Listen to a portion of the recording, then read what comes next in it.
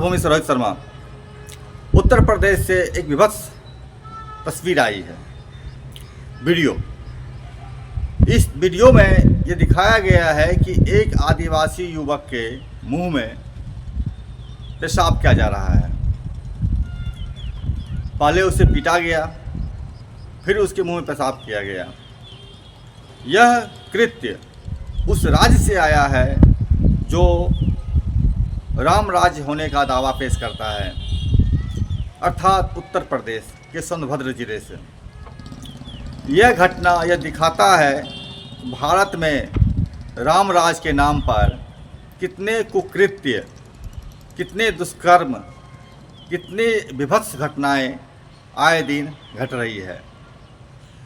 यह किसी के मुंह में पेशाब करना एक उन्हें जलील करने का क्रियाकलाप है। आज से बहुत साल पहले अंग्रेज आने के पूर्व देश के शूद्रों के साथ ठीक यही व्यवहार होता था। उनके पढ़ाई लिखाई करने पर जीभ काटी जाती थी, कान में पिघले शीशे डाले जाते थे। अगर ज्ञानी हो गया उसका सर काट दिया जाता था संबुक की तरह। यह विभत्स घटनाएं न केवल घटती है आज की तारीख में, बल्कि इसे प्रोत्साहित भी किया जा रहा है। यही कारण है कि सत्ता की आंख में आंख मिलाते हुए ऐसे तत्व वीडियो बनाते हैं खुद के ही कुकृत्य का, और सोशल मीडिया पर इसे वायरल भी करते हैं।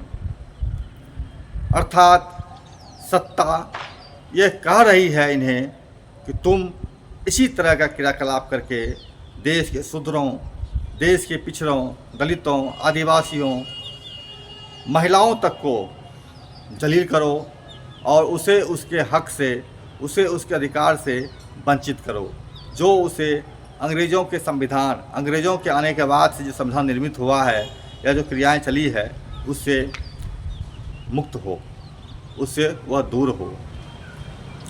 यह प्रक्रिया इतना नृशंस है कि इसका वीडियो आप खुद अपनी आँखों से देख लीजिए। अगर यूट्यूब इसे अलाउ करता है तो आप देख लीजिए। मारा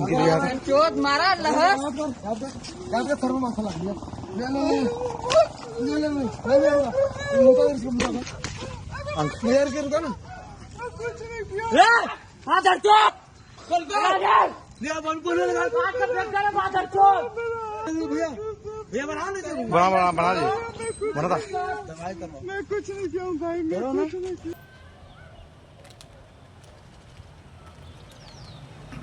आपने देखा किस तरह से एक आदिवासी युवक को 6-7 लफंगे पीट पाट रहे हैं। लफंगे नहीं कहा जा सकता इसे है, इसे ब्राह्मणवादी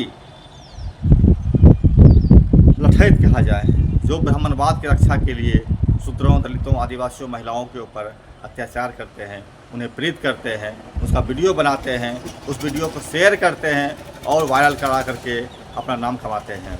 पुलिस ने कहा है इसमें से एक को गिरफ्तार किया है। ये घटना 20 सितंबर या 26 सितंबर के आसपास की है, संज्ञान में अब आया है। देखा जा सकता है किस तरह से चीज़ें देश में चल रही है। और इसी संदर्भ में जब देश के गृह मंत्री यह बोलते हैं कि हम देश को 31 मार्च 2026 तक माओवाद से मुक्त कर देंगे, तो सवाल यह भी उठता है कि अगर ऐसी घटनाएं घटती रही, ऐसी घटनाएं आए दिन देश के अन्य हिस्सों में किसी न किसी हिस्से में घटती रही, कभी ऊना में घटता है, कभी जो कि पिछले 28 साल से आपको भाजपा के शासन में स्थापित रहा है, रामराज का पूरा वहाँ प्रयोग स्थल रहा है, वहाँ घटती है। ये घटनाएं आपको महाराष्ट्र में घटती है, यही घटना आपको उड़ीसा में घटती है, यही घटना आपको मणिपुर में भी घटती है। तो आप इस अन्याय को सहने के लिए लोगों को कैसे प्रेरित कर सकते हैं?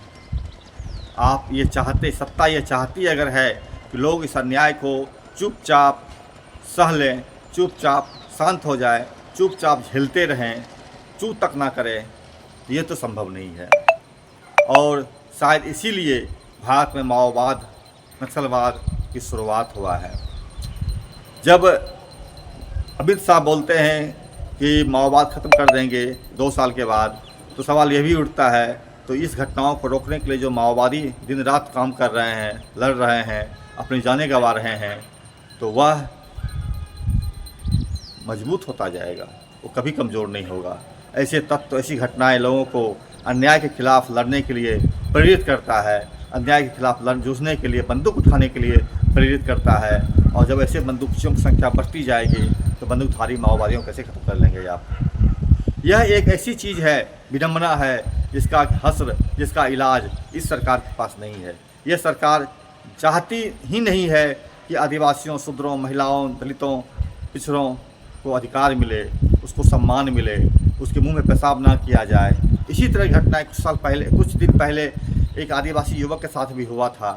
उस पर भी खाना पूरी करके चीज़ को रफा दफा कर दिया गया। जब आपकी पूरी न्याय प्रणाली, जब आपकी पूरी पुलिस, जब पूरी सत्ता अगर आदिवासियों के मुंह में मूतने के लिए, आदिवासियों के मुंह में पेशाब करने के लिए, महिलाओं के साथ में रेप करने के लिए स्वतंत्र गुंडे छोड़ रखे हैं, तो स्वाभाविक तौर पर जनता भी अपने प्रतिरोध में नए तरीके अपनाएगी। वो तरीका को आप माओवाद कहें, वो तरीका को आप नक्सलवाद कहें, या जो कहें।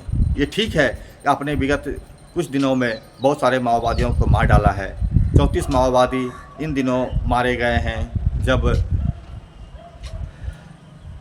जब वह एक सभा करके लौटे थे और एक जगह कैंप डाले थे। तो आप कितना भी माओवादियों को मारें, लेकिन अगर इस तरह की घटनाओं को आप रोक नहीं पाते हैं, तो निश्चित तौर पर आप ना तो माओवादी ख़त्म कर पाएंगे, ना ही आप खुद को बचा पाएंगे। जनता सर्वशक्तिमान है, जनता जिस दिन जागेगी आपको मुश्किल में डाल देगी, और यही मुश्किल आपको आगे और ज़्यादा समस्याएं बन पाएगी। बहरहाल देखते रहिए मैं चैनल, मैं समरभूमि से रोहित शर्मा। इस दुखद वीडियो को शेयर करने का दिल तो नहीं कर रहा था, दिल कलप जा रहा था, लेकिन सत्ता के सीने इतने मुलायम नहीं हैं, वह संचालित करते हैं ऐसी घटनाओं को। तो देखिए, महसूस कीजिए इन संवेदनशीलताओं को। नमस्कार, मैं समरभूमि से रोहित शर्मा। मैं लाइक कीजिए, सब्सक्राइब कीजिए, शेयर कीजिए और हमसे जुड़े रहिए।